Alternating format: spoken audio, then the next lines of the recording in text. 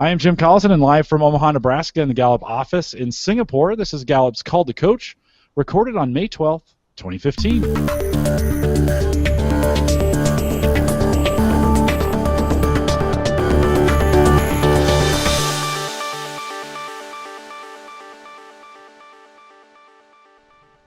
Call to Coach is a resource for those who want to help others discover and use their strengths. We have Gallup experts and independent strengths coaches share tactics, insights, and strategies to help coaches maximize the talent of individuals, teams, and organizations around the world. If you have questions during this webcast, we do have a live chat room available for you right below the main video window. It doesn't require anything to log in, any social account, or you can create a guest account out there.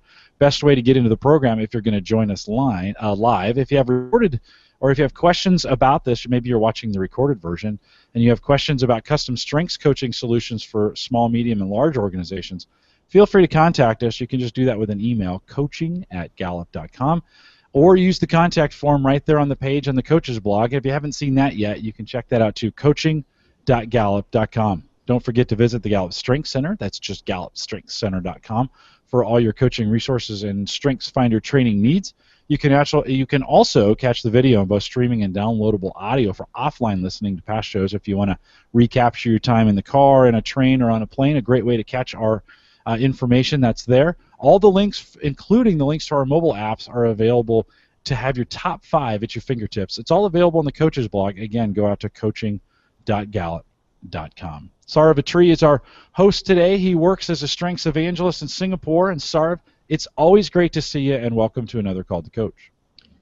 Thank you, Jim. It's good to be back on Call to Coach in Singapore. And today we are excited, especially this month. We've just finished our accelerated course in the end of April in Singapore, and we now have 100 coaches who are certified out of Singapore. So we had the 100th coach in that program.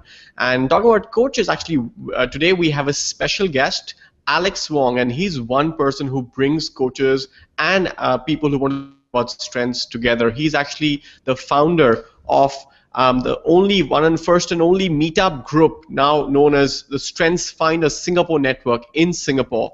And he started that literally a year and a half ago, and he's built it up to a huge community.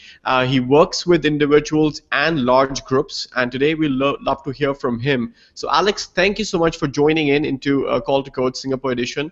And let's start from hearing about your strengths journey and your top 5. So welcome to the session. Thank you, Saraf. So hi everyone, my name is Alex. My top 5 are empathy, individualization, developer, strategic, and learner. So how did I come across Strengths Finder? Well, one day in 2009, I walked into a local bookstore and I saw this book. It says Strengths Finder 2.0. Flip to the back, learn about developing your talents and learning about what your strengths are. Comes with assessment. Oh, cool. So I bought the book, went back, and I took the assessment. The report was amazing. It was insightful, it was accurate, it was so specific. I mean, it even had things that tells me that, oh, you may like working with children, which was true. For the longest time, I love working with children, and I'm even volunteering with my church Sunday school to work with my 3- and 4-year-olds. So when that came out, I go like, I've never seen any other assessment profile that describes me to such a degree of accuracy. So I bought the book, passed it to a good friend. We both had our reports and go, hey, look at how accurate this thing is. Unfortunately, after some time, the report goes into our drawers and we never see it again. So that's one reason that we kind of have it at the back of our heads. Come 2012, our church decided to look at, hey, there's this thing called Strengths Finder. Why don't we use it to develop our leaders? Place them in positions where they are good at, leverage on their talents, leverage on their strengths. So, hey, that's a great thing, and I took that in 2009. So we came together, and what happened was we had educators in our midst. We had principals, we have people who do training, and we kind of self-innovated and say, hey, this is probably how we can use this tool. Some months down the road, one of our friends, by the name of Clement Lim, he decided, hey, I think we're not doing justice to this. Let me go over to Omaha. They have this certification there now. And let me really find out what's going on. So out of his own pocket, he paid for his flight, he paid for the course, he flew over for accommodation, and he came back and he was like, hey guys, we are doing this all wrong. We try to innovate, but no, this is not what StrengthsFinder is about. So come, let's redo this. And so he was working to develop us as facilitators so that we can rebuild our leadership team. And in 2013, I believe, we had our very first accelerated coaching course in Singapore. That was in November. And Clement came to me and said, hey, Alex, there's this course now, and I think you are very suitable for it. And you're a developer, right? So you love to train people, love to work with people. I think this is for you. Go for it. So I looked at it and went like, hey, how does this compare with other elements? So I started to speak to people and found out, hey, I think StrengthsFinder is very unique.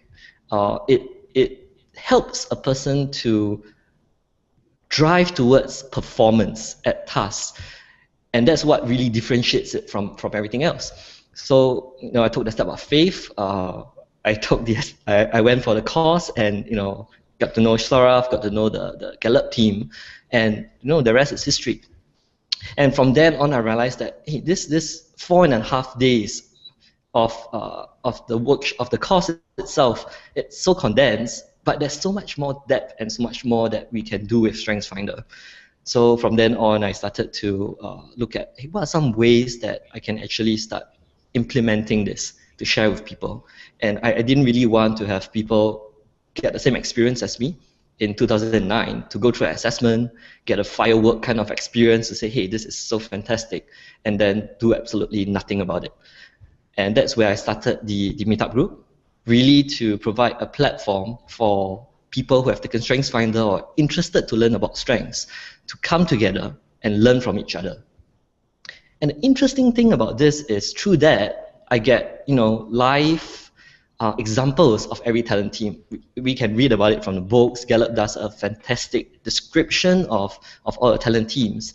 But when you get someone who demonstrates and leaves out the talent teams as they show you, their face lights up with their aha moment. So that's my developer empathy coming in, right? And that's just an amazing experience in and of itself. Thank you, Alex. And actually, I have attended one of Alex's meetup session, and I have to say, of people who are listening in live, especially from Singapore, I would highly recommend for you to go out there and whether you're already a coach or you want to be an aspiring coach or just you want to learn more about your strengths. This is a great forum to learn about strengths, and in the sharing that you have there, you get to hear different perspectives. Really, a really enriching and learning experience. Where you hear from. How many members do you have now? Almost 200, over 200 members, Alex? We have 230 now, as of today. That's a fantastic group of people that he's gotten together, and like I said, driving the strengths movement in Singapore. Really amazing work on that piece, Alex. Great. I also know that you work with large groups, especially at the church, as well as organizations and individuals. Tell us a little bit more about that. What sort of tips and techniques that you use, especially in coaching large groups? Well, one tip that I use with coaching people, whether they be large groups or not, is when we start to go into the aiming piece, right? And a lot of times people aren't aware that they're stuck. And if they knew that there was a way for them to do something different or better, they would have already done it. So sometimes when we start to have these conversations with people, say, hey, so how else can you do things differently? And what could be better?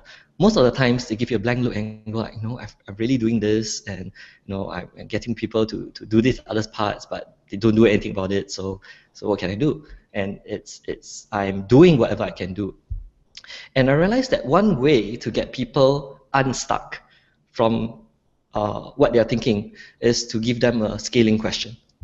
Oftentimes when people say, hey, I know everything is okay, I'm doing it well, and so I ask them, so does that mean it's perfect for you? If you to rate it on a scale of 1 to 10, would that be a 10? And most of them would then pause and go like, no, probably not a 10, maybe a 7 kind of thing. And from then on, that gives us the space to say, okay, so what does a 10 look like? And it gives them really the opportunity to open up and to explore different ways of making a 10. Now, the 10 itself might not necessarily be the initial objective that they had. So for example, I think it was a lady that I was coaching, and she was talking about in terms of the leadership role she's taking in the church, and said, I'm a high responsibility, right? But not everybody else is high responsibility. And it's difficult to get people to follow, whatever I say, and it becomes challenging for her because she has that strengths lens that everyone else should be as responsible as me. So as we started to discuss, she realized that, hey, there's this other element that will make it a 10 when she starts to focus on a bit of self-care, right? Because she takes on everything herself and she starts to, over long term, burn herself out. And when you realize that, hey, actually there's this other thing that I could do beyond what I'm currently doing to take care of myself that would help me to do this better over a longer term. So one way I would just encourage people, if you find that you're stuck, to get people to start putting where they are on a scale and to explore, hey, how else can I take this further down to a 10? If you're ambitious, maybe you can ask them what would 11 or 12 look like. That's a really interesting way of looking at it. I think that's a good question to even open doors in people's minds, especially when they're stuck. So, that's a really good strategy. I'm sure coaches listening in would, apply maybe once they go back from here as well. Great. Tell us a little bit more about, maybe a particular story of an instance or, of a person that you may have either used a scaling question of, or where you saw an aha moment either for yourself or for that individual. In terms of the aha moment, I'd like to share one story where I was coaching a lady, and when we started off, she told me, Alex, I have taken StrengthsFinder twice, right? The first time I had some relationship stuff, the second time had responsibility, achiever, maximizer, very executionary, very influencing teams. And she said, Alex, as you coach me, could you use the second one more because it sounds more like me at work? So, okay, you say, let's explore. It could be any one of our dominant teams. And she found out that, hey, I'm really more executional and more influencing in work. So one of the questions that we started to explore is, what makes you feel fulfilled in your past week? And everything that she told me was very relational. It was about, I brought my kids to meet with my parents. We had a good time. It was important because we got to know each other. I think it's a value that we hold for family. And I thought about it for a while, and I asked her, where does this relationship, the relating piece, which is actually her relator, come in at your work? She, kind of paused, and she's like, it kind of doesn't exist at work. At work, we are so busy, we are so overloaded that, we don't even have time for lunch. We pack lunch, we come together, and we start, blasting through our work. And so I challenged her. I said, how can you bring relator into your work to help you feel more fulfilled? Because right now, you're feeling very drained, and in the long term, you're going to be disengaged. She thought about it and said, I could have lunch with people. And we worked out around how she could have lunch, how long, how often, and then worked out the action plan for her. So after that, when she started to do that, and we looked back and asked how her experience was, and she said something very interesting. Firstly, she said that, hey, actually, it was very therapeutic. It helped me to re-energize myself. I felt better about it. I liked it. And the interesting thing about it is, as I got to know people and where they are coming from and build this relationship, actually it helped my work to get done faster. And people are actually doing her requests, her tasks faster, and maybe accord it more priority because they know her better now. So I think one of the discovery for me is that I really wasn't sure that we would get an outcome like that. I didn't know that the spin-off would be, it would help her achiever and her maximizer get things done faster and more efficiently. But I discovered that as we start to use more and more of the talents that we have, some of our talents are underused, right? And as we start to use more and more of it, there's a certain synergy that comes together that allows us to perform to our peak, whether it be work, relationship, and it all just comes together. So I think for her discovery was that she tended to we all have this, right? I have a home Alex and I have a work Alex, and a home Alex and a work Alex are two different Alexes. So she had that.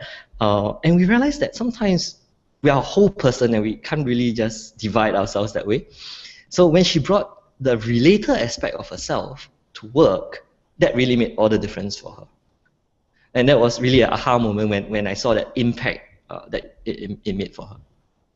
And that's a powerful way of getting that extract from people. And we've seen that, when people, particularly at a workspace, are not in a comfort zone, a lot of the themes start applying internally. So it's a very raw state. And, it's the effect of coaches like yourself, and the question that you ask them, that helps them, get it out of them a little bit more and start applying it externally, taking them from a raw to a mature state. So thank you for sharing that. Also, a lot of coaches actually listen to this video feed. What advice do you have for them? You came into this without a lot of coaching backgrounds, and then in a short period of time you've really picked up and built an expertise in that space. Now, how would you advise to people who are maybe starting to coaching new of how to build up their knowledge levels as well as building capabilities to coach individuals? Well, I think one of the things is really to just step up and do it. It is something that is outside of the comfort zone. So as I started to do it, I realized that, hey, there is a little bit of fear when starting out something new. But as you start to do it, confidence started, right? As I did my meetup groups and I started talking to people, and it was like, hey, I could do this. And, right, people are learning and people love it. And as we start to do it, I realized that there are people around in the community, very good coaches who have given me opportunities to experience, to learn and work with them. So Higuan has done that, Kim Pong has done that, and I'm doing that with Seng Lee as well. So one advice that I would suggest is don't try going at it yourself, right? Look for people whom you can partner and learn and work with them. And I had this experience with Seng Lee, and he was looking to bring StrengthsFinder to all the leaders of his church. And we were looking, we did a 3-day workshop for 220 leaders of the church. And as we started to work together, and I realized that it's not so much just about learning from one another so that we can do it all ourselves, but really there's a certain synergy when we start to partner with another person who has a different lens, who has a different strength.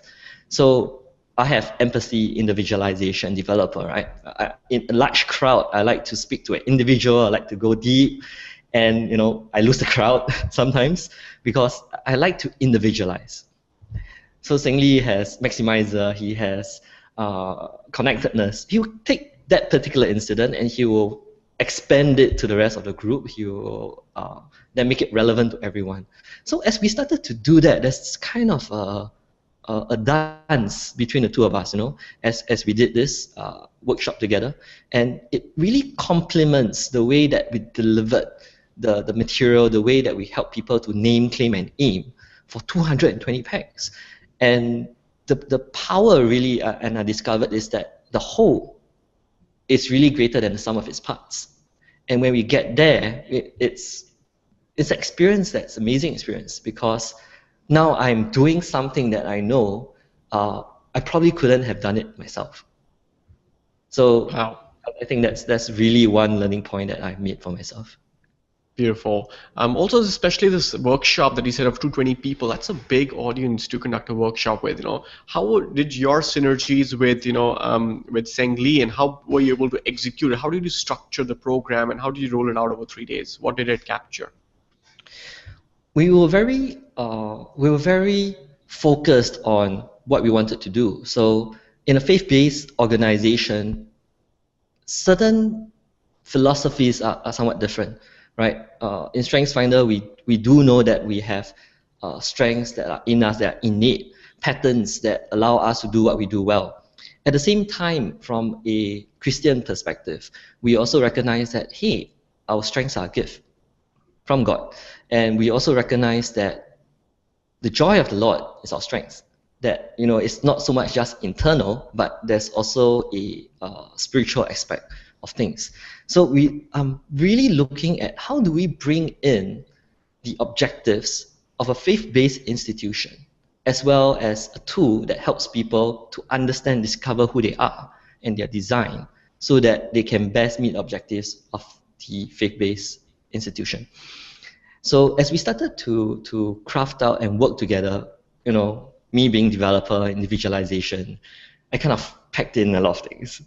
And after the first day, we got feedback from the people, and Singli was very good at helping to refine on the spot. Hey, let's slow down on this. Let's change this other thing because people don't get it as too fast.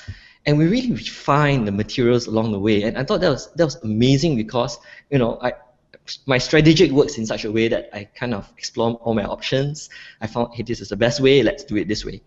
And my adaptability is kind of low, so I don't change my materials that quickly as much as Singli could have done with his maximizer. So as we came together, that synergy allows us to then plan and work towards how we can best cater to this group of people and how they respond. Now, in a large group like that of 220 people, we have people who are fast learners, and we have people who are a bit slower, they can't quite catch. And I think that's normal for any large group. So we're really working at how do we work with managing this 220 people. One of the things that I think led to our success really was a lot of pre-work in managing a large group like that. And pre-work includes things like actually training facilitators for the workshop itself. So we selected, rather the church selected some of the leaders, about close to 40, 50 of them, and we went through a 2-day process to prepare them, give them a little bit more coaching skills, prep them about each exercise that we are going to do, what objectives are. And on the actual day, what we did was we made sure to place one facilitator on every table. And so when we ran the program, we didn't really get people who are lost, but because we had pre-trained some facilitators to upskill them, and they became our network, right? When the day starts, we'll share with them, and the day ends, we'll debrief with them, and so we know what's happening on the ground. So those were really some of the things that I felt made that very successful. And a measure of the success of this workshop, it was actually a leadership retreat for the church, is that how willing are leaders to take the StrengthsFinder tool back to their own small groups at the end of the day. So advocacy, I believe, right, is one of the key measurements of how well someone has adopted something that they've learned. Thank you for sharing that, Alex. Jim, do you have any questions from people logged in live or from yourself? Yeah, no, not yet, but I've got a question for myself. So, Alex, of course know that I've got this huge passion around meetups here, and we're developing, meetup cities all around the world, and so thanks for kind of being a pioneer for us. You did meetups long before we even asked you to do. You did it, so congratulations on growing that group. But if you were going to give some advice to someone in another city that was maybe thinking of doing this, or we've got 18 or so of these in the United States and 3 in Asia and now 1 in Australia and in Canada, what kind of advice would you give to them that you've grown it to a significant size? That's a good number. What kind of advice would you give to them? Maybe these coaches thinking of doing it. Well, I think for a start, share it with friends, people whom you kind of know. For me, because I have empathy, I have developers, so I kind of appreciate having the group of friends. When I started off, what happened was I had a couple of friends who were willing to say, hey, Alex is doing this, let's support him and let's come. So when I announced my first meetup group online, and I had a couple of people who signed up, I didn't know if anybody would turn up. So there was this thing, right? So what's going to happen if nobody turns up? So be it. So as we started to do it, what happened is when we get a few of our friends in, it really helps to encourage me, so it might encourage you as well. And we do get a couple of new members who come in, right? And because now we have a group, a small community where people can share freely, right? And that was really how we started off. Really small, not sure where we would go. We just basically found a place in Starbucks or Coffee Bean and just put a few tables together and say, hey, let's just have our meetup here. So it started off it was a very humble beginning, right? We didn't know how it was going to turn. And gradually, as people came, we realized that there was a certain consistency, right? Some of the members that came realized, hey, I think I like this. There's something I'm learning about myself, and they start to come. So the first stage is just step out and do it. Get some friends support you, and then the next stage is really to build a community around it. As the people start to come, we start to get familiar with one another. We suddenly have a Miss Maximizer, Mr. Relator, Miss Activator, right? Suddenly the names drop off and we identify each other by their talent teams. And it's kind of fun because once we start talking about it and the teams show up so frequently and so regularly in the meetup groups that the members are catching it by themselves. Even as a coach and facilitator, I don't have to highlight, oh, that's activator, that's analytical. The rest of the team just goes, oh yeah, that's what it is. And after a while, I can just step back. So we start off in such a way that allows people to have a community and create a lot of open space and open discussion. I think one of the things that really helps is to make your intentions very, very clear. When people come, they'll be wondering, okay, so why is this guy trying to do a meetup group, sharing these things? And at the top of the mind of many people, I'm not sure it's similar across the world, but many of them would be thinking, is he trying to sell me something? Right? Am I signing myself up for a sales speech? So I think making the intentions very clear. Everyone is asking, so what's in it for you? Why are you doing this? And I just shared with them that, hey, look, this is my strengths journey. I have taken a report, put it in my drawer, and I would just like to share so that you don't do the same thing as me. And at the end of the day, you don't pay me anything. Happy you come back. If you're not happy, we're fine. And that openness really got people to open up and start to engage and enjoy the process. So much so that we start to get core groups of people, and people are starting to contribute. So what I'm doing now as the next stage, right? People are coming and they're saying, hey, so every time I come in, it's not full-scale workshop. I learn about my strengths. I learn to basically just name and claim, right? I want to apply, but we can't really take you to application in a 2-hour meetup session. So we started to do that, and now people are asking what's next. So to do what's next, I've started a advanced session whereby we can go a bit deeper with those who have attended at least 3 basic sessions with us to really take a core group of people to help them develop. For me, it's kind of skills, upskilling myself in terms of coaching as well.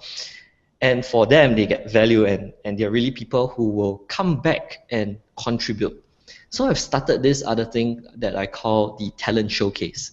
And the talent showcase really provides an opportunity for anyone who has a particular expertise and they would like to share in the meetup group. And I believe that the more opportunity we give people to contribute, the greater ownership they have of the community, right? So it's not something that's transactional. They'll come in, listen, and then they just leave.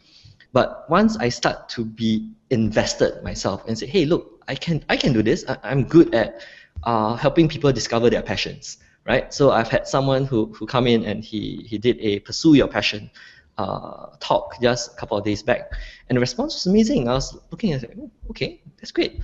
And it gave him an opportunity to grow. And we were looking at people who share on crowdfunding. We will look at people who do action learning coaching, who just come and share their expertise with everyone. And I think that openness is really what builds that community, which to me, it's the real value. And why that community is so valuable is because we have people who come in and they will share, hey, look guys, I'm in between jobs, right? There's this thing that I really want to pursue. And they get on-the-spot coaching by the rest of the members who ask really good questions. And you have other people who go, hey, I've got an opportunity for you. Link up with me and we will talk about it. And suddenly this person who is looking for a job has an opportunity in this community that someone else is willing to contribute and bring. And to me, I think that goes way beyond just having a group of people come together and talk StrengthsFinder, as much as the value that comes when everybody is willing to contribute together as a community. And to me, that's what really gets me excited. Yeah, no, that's a great story. You mentioned skeptics, and saying, are you doing this to sell me something?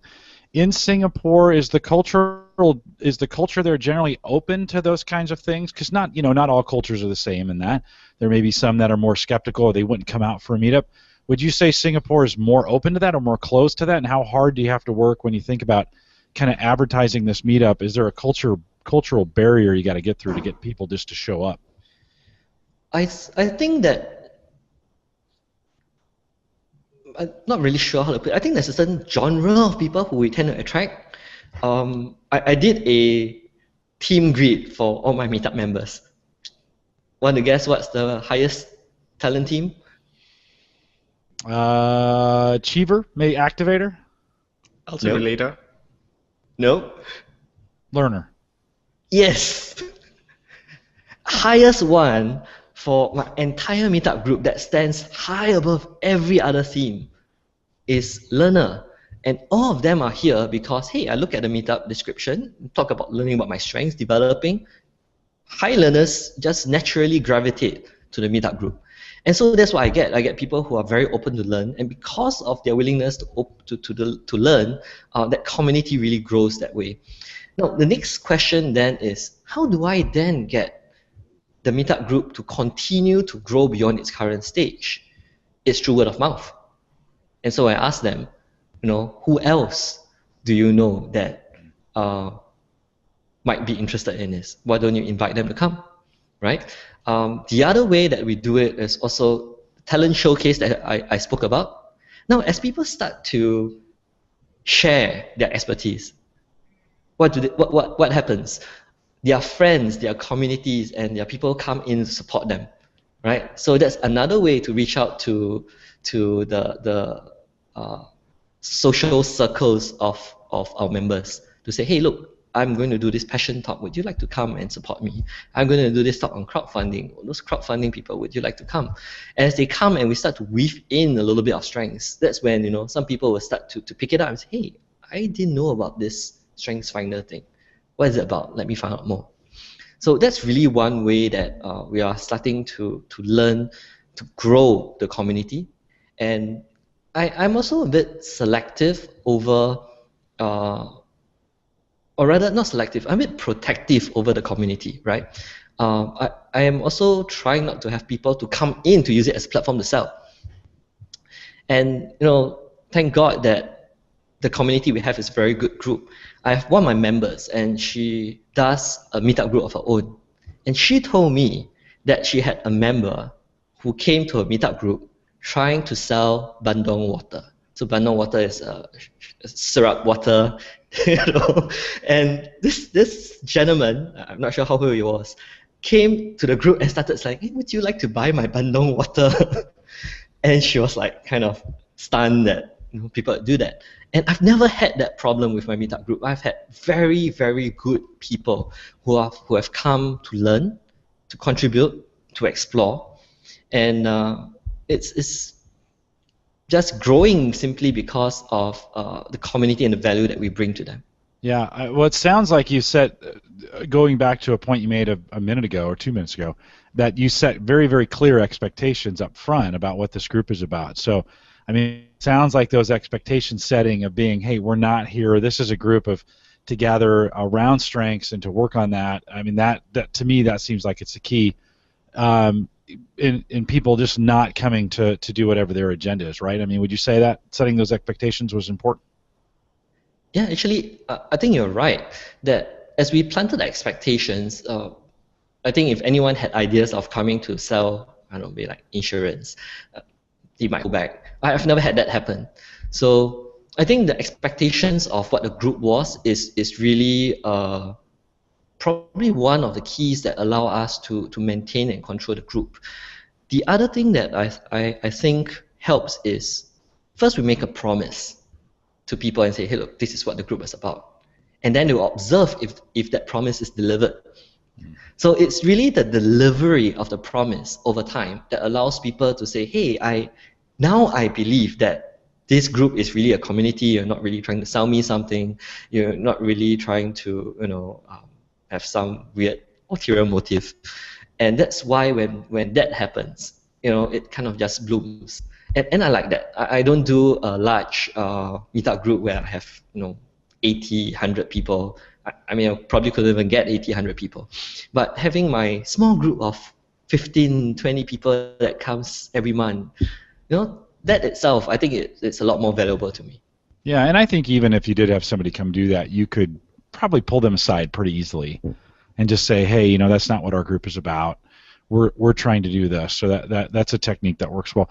Let me ask you about, at some point, if you grow to the point where you have to split it, do you kind of feel like you have a maximum size you could support with the facilities that you have? We get a lot of coaches that ask, Jim, how big can these things grow before we need to do something about it? Have you thought kind of through the next phase of, as this grows, you might have to kind of split it, and how will that work?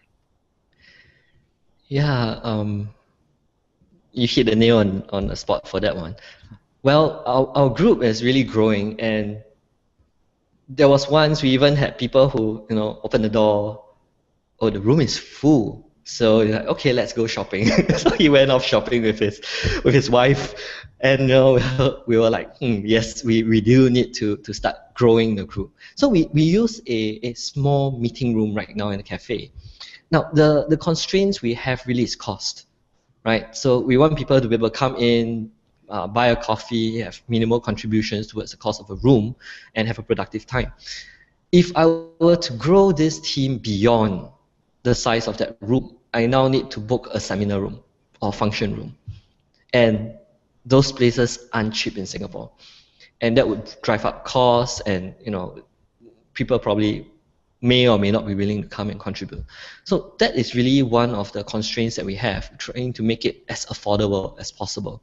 Right? You come, have some fun, buy your own drinks, and learn about your strengths and how to apply it. Now, moving forward, I do think that we need to find a bigger venue which can accommodate the larger group, where people can come together and maybe we can do more activities. I don't really have a solution at this point of time, and I'm thinking that one of the ways that we could do is to, if there are people who stays in condominiums which have function rooms, those are pretty cheap, and if someone is willing to come and say, hey, let me help you book a function room, for $20 for 4 hours, right? We will bring in our own food, we could do a potluck, and that could work very well.